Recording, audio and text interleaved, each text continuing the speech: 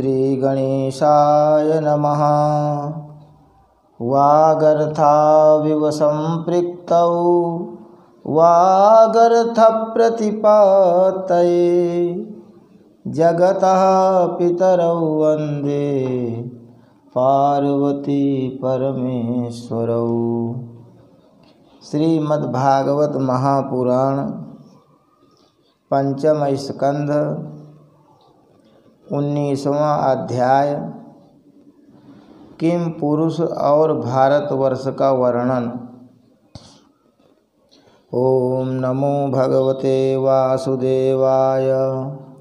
श्रीशुक उवाच किम पुरुषे वरसे भगवन्तमादिपुरुषं लक्ष्मणाग्रजं सीताभिरामं रामं तच्चरणसन्निकर्षाभिरतः परमभागवतो हनुमान् सह किं पुरुषैरविरतभक्तिरुपास्ते। श्री सुखदेव जी कहते हैं, राजन, किम पुरुष वर्ष में श्री लक्ष्मण जी के बड़े भाई आदि पुरुष सीता हृदयाभिराम भगवान श्री राम के चरणों की सन्निधि के रसिक परम भागवत श्री हनुमान जी अन्य किन्नरों के सहित अविचल भक्ति भाव से उनकी उपासना करते हैं। वहाँ अन्य गंधर्वों के सहित आर्ष्टिसेन उनके स्वामी भगवान राम की परम कल्याणमयी गुणगाथा गाते रहते हैं। श्री हनुमान जी उसे सुनते हैं और स्वयं भी इस मंत्र का जाप करते हुए इस प्रकार उनकी स्तुति करते हैं। हम ओंकार स्वरूप पवित्र कीर्ति भगवान श्री राम को नमस्कार करते हैं। आप में सत्पुरुषों के लक्षण, शील और आचरण विद्यमान है। आप बड़े ही संयत चित्त, लोकाराधन तत्पर, साधुता की परीक्षा के लिए कसौटी के समान और अत्यंत ब्राह्मण भक्त हैं। ऐसे महापुरुष महाराज राम को हमारा पुनः पुनः प्रणाम है।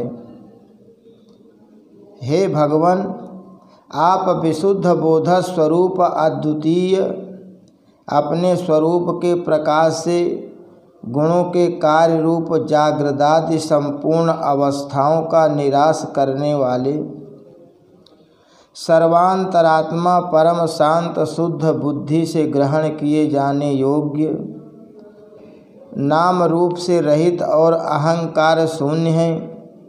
मैं आपकी शरण में हूँ। हे प्रभु, आपका मनुष्यावतार केवल राक्षसों के वध के लिए ही नहीं है। इसका मुख्य उद्देश्य तो मनुष्यों को शिक्षा देना है। अन्यथा अपने स्वरूप में ही रमण करने वाले साक्षात जगदात्मा जगदीश्वर को सीता जी के वियोग में इतना दुख कैसे हो सकता था। आप धीर पुरुषों के आत्मा और प्रियतम भगवान वासुदेव हैं। यहाँ शंका होती है कि भगवान तो सभी के आत्मा हैं, फिर यहाँ उन्हें आत्मवान धीर पुरुषों के ही आत्मा क्यों बताया गया। इसका कारण यही है कि सबके आत्मा होते हुए भी उन्हें केवल आत्मज्ञानी पुरुष ही अपने आत्मा रूप से अनुभव करते हैं, अन्य पुरुष नहीं। श्रुति में जहाँ कहीं आत्म साक्षात्कार की बात आई है, वहीं आत्मवेत्ता के लिए धीर शब्द का प्रयोग किया है। जैसे कश्चित धीरः प्रत्यगात्मानमैक्षत इति नः शुश्रुम धीराणाम इत्यादि। इसलिए यहाँ भी भगवान को आत्मवान या धीर पुरुष का आत्मा बताया है। त्रिलोकी की किसी भी वस्तु में आपकी आसक्ति नहीं है। आप न तो सीता के लिए मोह को ही प्राप्त हो सकते हैं और न लक्ष्मण जी का त्याग ही कर सकते हैं। एक बार भगवान श्री राम एकांत में एक देवदूत से बात कर रहे थे।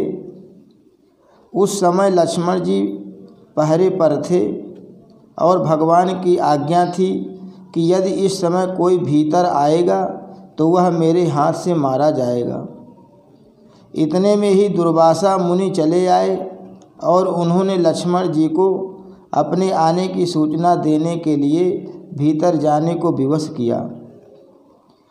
इससे अपनी प्रतिज्ञा के अनुसार भगवान बड़े असमंजस में पड़ गए। तब वशिष्ठ जी ने कहा, लक्ष्मण जी के प्राण न लेकर उन्हें त्याग देना चाहिए, क्योंकि अपने परिजन का त्याग मृत्युदंड के समान ही है। इसी से भगवान ने उन्हें त्याग दिया। आपके ये व्यापार केवल लोक शिक्षा के लिए ही है। लक्ष्मणाग्रज उत्तम कुल में जन्म, सुंदरता, वाक चातुरी, बुद्धि और श्रेष्ठ योनि, इनमें से कोई भी गुण आपकी प्रसन्नता का कारण नहीं हो सकता। यह बात दिखाने के लिए ही आपने इन सब गुणों से रहित हम वनवासी वानरों से मित्रता की है। देवता, असुर, वानर अथवा मनुष्य कोई भी हो, उसे सब प्रकार से श्री राम रूप आपका ही भजन करना चाहिए, क्योंकि आप नर रूप में साक्षात श्री हरि ही हैं और थोड़े किए को भी बहुत अधिक मानते हैं।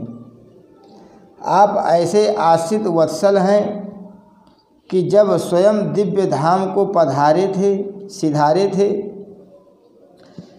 तब समस्त उत्तर कौशल वासियों को भी अपने साथ ही ले गए थे। भारतवर्ष में भी भगवान दयावश नर नारायण रूप धारण करके संयमशील पुरुषों पर अनुग्रह करने के लिए अव्यक्त रूप से कल्प के अंत तक तप करते रहते हैं। उनकी यह तपस्या ऐसी है कि जिससे धर्म, ज्ञान, वैराग्य, ऐश्वर्य, शांति और उपरति की उत्तरोत्तर वृद्धि होकर अंत में आत्मस्वरूप की उपलब्धि हो सकती है। वहाँ भगवान नारद जी स्वयं श्री भगवान के ही कहे हुए सांख्य और योग शास्त्र के सहित भगवान महिमा को प्रकट करने वाले पांचरात्र दर्शन का सावर्णी मुनि को उपदेश करने के लिए भारतवर्ष की वर्णाश्रम धर्मावलंबनी प्रजा के सहित अत्यंत भक्ति भाव से भगवान श्री नर नारायण की उपासना करते और इस मंत्र का जप तथा स्तोत्र को गाकर उनकी स्तुति करते हैं। ओंकार स्वरूप अहंकार से रहित निर्धनों के धन, शांत स्वभाव ऋषि प्रवर भगवान नर नारायण को नमस्कार है। वे परमहंसों के परम गुरु और आत्मा रामों के अधीश्वर हैं। उन्हें बार बार नमस्कार है। यह गाते हैं, जो विश्व की उत्पत्ति आदि में उनके भर्ता होकर भी कर्तृत्व के अभिमान से नहीं बंधते, शरीर में रहते हुए भी उसके धर्म, भूख, प्यास आदि के वशीभूत नहीं होते, तथा दृष्टा होने पर भी जिनकी दृष्टि दृश्य के गुण दोषों से दूषित नहीं होती, उन असंग एवं विशुद्ध साक्षी स्वरूप भगवान नर नारायण को नमस्कार है। योगेश्वर हिरण्यगर्भ भगवान ब्रह्मा जी ने योग साधन की सबसे बड़ी कुशलता यही बतलाई है कि मनुष्य अंतकाल में देहाभिमान को छोड़कर भक्ति पूर्वक आपके प्राकृत गुण रहित स्वरूप में अपना मन लगा ले। लौकिक और पारलौकिक भोगों के लालची मूढ़ पुरुष जैसे पुत्र, स्त्री और धन की चिंता करके मौत से डरते हैं, उसी प्रकार यदि विद्वान को भी इस निंदनीय शरीर के छूटने का भय ही बना रहा तो उसका ज्ञान प्राप्ति के लिए किया हुआ सारा प्रयत्न केवल श्रम ही है। अतः अधोक्षज आप हमें अपना स्वाभाविक प्रेम रूप भक्ति योग प्रदान कीजिए, जिससे कि प्रभो इस निंदनीय शरीर में आपकी माया के कारण बद्धमूल हुई दुर्भेद्य अहंता ममता को हम तुरंत काट डालें। हे राजन, इस भारतवर्ष में भी बहुत से पर्वत और नदियां हैं, जैसे मलय, मंगलप्रस्थ, मैनाक, त्रिकूट, ऋषभ, कूटक, कोल्लक, सह्य, देवगिरी, ऋष्यमूक, श्रीशैल, वेंकट, महेंद्र, वारिधार, विंध्य, सुक्तिमान, ऋक्षगिरी, पारियात्र, द्रोण, चित्रकूट, गोवर्धन, रैवतक, ककुभ, नील, गोकामुख, इंद्रकील और कामगिरी आदि। इसी प्रकार और भी सैकड़ों हजारों पर्वत हैं। उनके तट प्रांतों से निकलने वाले नद और नदियां भी अगणित हैं। ये नदियां अपने नामों से ही जीव को पवित्र कर देती हैं और भारतीय प्रजा इन्हीं के जल में स्नानादि करती है। उनमें से मुख्य मुख्य नदियां ये हैं: चंद्रवसा, ताम्रपर्णी, अवटोदा, कृतमाला, वैहायसी, कावेरी, वेणी, पयस्विनी, सरकरावर्ता, तुंगभद्रा, कृष्णा, वेण्या, भीमरथी, गोदावरी, निर्विंध्या, पयोष्णी, तापी, रेवा, सुरसा, नर्मदा, चर्मणवती, सिंधु, अंध और सोन नाम के नद, महानदी, वेदस्मृति, ऋषिकुल्या, त्रिशामा, कौशिकी, मंदाकिनी, यमुना, सरस्वती, दृषदवती, गोमती, सरयू, रोधस्वती, सप्तवती, सुषोमा, शतद्रु, चंद्रभागा, मरुदवृधा, वितस्ता, असिकिनी और विश्वा। इस वर्ष में जन्म लेने वाले पुरुषों को ही अपने किए हुए सात्विक, राजस और तामस कर्मों के अनुसार क्रमशः नाना प्रकार की दिव्य, मानुष और नारकी योनियां प्राप्त होती हैं, क्योंकि कर्मानुसार सब जीवों को सभी योनियां प्राप्त हो सकती हैं। इसी वर्ष में अपने अपने वर्ण के लिए नियत किए हुए धर्मों का विधिवत अनुष्ठान करने से मोक्ष तक की प्राप्ति हो सकती है। परीक्षित, संपूर्ण भूतों के आत्मा रागादि दोषों से रहित अनिर्वचनीय निराधार परमात्मा भगवान वासुदेव में अनन्य एवं अहैतुक भक्ति भाव ही यह मोक्ष पद है। यह भक्ति भाव तभी प्राप्त होता है जब अनेक प्रकार की गतियों को प्रकट करने वाली अविद्या रूप हृदय की ग्रंथि कट जाने पर भगवान के प्रेमी भक्तों का संग मिलता है। देवता भी भारतवर्ष में उत्पन्न हुए मनुष्यों की इस प्रकार महिमा गाते हैं। आहा, जिन जीवों ने भारतवर्ष में भगवान की सेवा के योग्य मनुष्य जन्म प्राप्त किया है, उन्होंने ऐसा क्या पुण्य किया है, अथवा इन पर स्वयं श्रीहरि ही प्रसन्न हो गए हैं। इस परम सौभाग्य के लिए तो निरंतर हम भी तरसते रहते हैं। हमें बड़े कठोर यज्ञ, तप, व्रत और दानादि करके जो यह तुच्छ स्वर्ग का अधिकार प्राप्त हुआ है, इससे क्या लाभ है। यहाँ तो इंद्रियों के भोगों की अधिकता के कारण स्मृति शक्ति छन जाती है। अतः कभी श्री नारायण के चरण कमलों की स्मृति होती ही नहीं।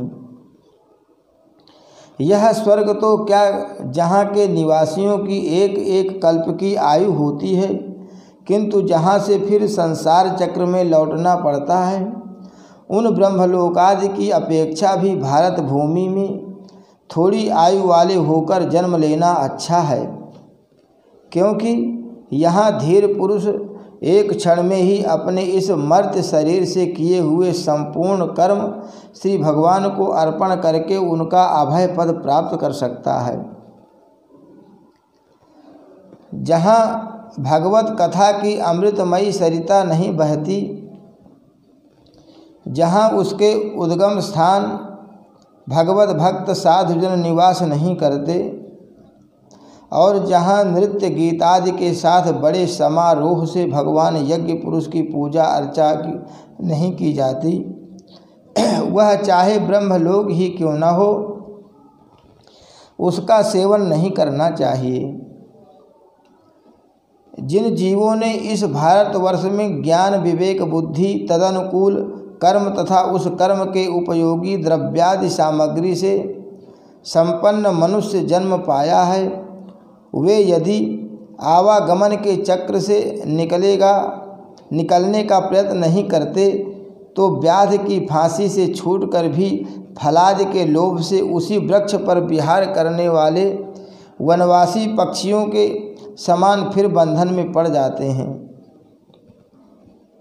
अहो, इन भारतवासियों का कैसा सौभाग्य है, जब ये यज्ञ में भिन्न भिन्न देवताओं के उद्देश्य से अलग अलग भाग रखकर विधि मंत्र और द्रव्यादि के योग से श्रद्धापूर्वक उन्हें हवि प्रदान करते हैं। तब इस प्रकार इंद्रादि भिन्न भिन्न नामों से पुकारे जाने पर संपूर्ण कामनाओं के पूर्ण करने वाले स्वयं पूर्ण काम श्री हरि ही प्रसन्न होकर उस हवि को ग्रहण करते हैं। यह ठीक है कि भगवान सकाम पुरुषों के मांगने पर उन्हें अभीष्ट पदार्थ देते हैं, किंतु यह भगवान का वास्तविक दान नहीं है, क्योंकि उन वस्तुओं को पा लेने पर भी मनुष्य के मन में पुनः कामनाएं होती ही रहती हैं। इसके विपरीत जो उनका निष्काम भाव से भजन करते हैं, उन्हें तो वे साक्षात अपने चरण कमल ही दे देते हैं, जो अन्य समस्त इच्छाओं को समाप्त कर देने वाले हैं।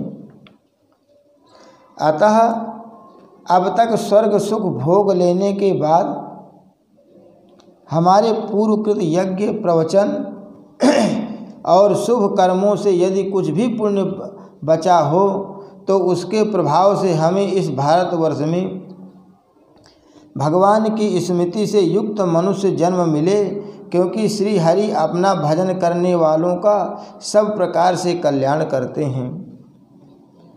श्री सुखदेव जी कहते हैं, राजन, राजा सगर के पुत्रों ने अपने यज्ञ के घोड़े को ढूंढते हुए इस पृथ्वी को चारों ओर से खोदा था। उससे जम्बू द्वीप के अंतर्गत ही 8 उपद्वीप और बन गए, ऐसा कुछ लोगों का कथन है। वे स्वर्ण प्रस्थ चंद्र शुक्ल आवर्तन रमणक मंदर हरिण पांचजन्य सिंघल और लंका है। भरतश्रेष्ठ, इस प्रकार जैसा मैंने गुरु मुख से सुना था, ठीक वैसा ही तुम्हें यह जम्बू द्वीप के वर्षों का विभाग सुना दिया। हरि शरणम। श्री कृष्णार्पणमस्तु।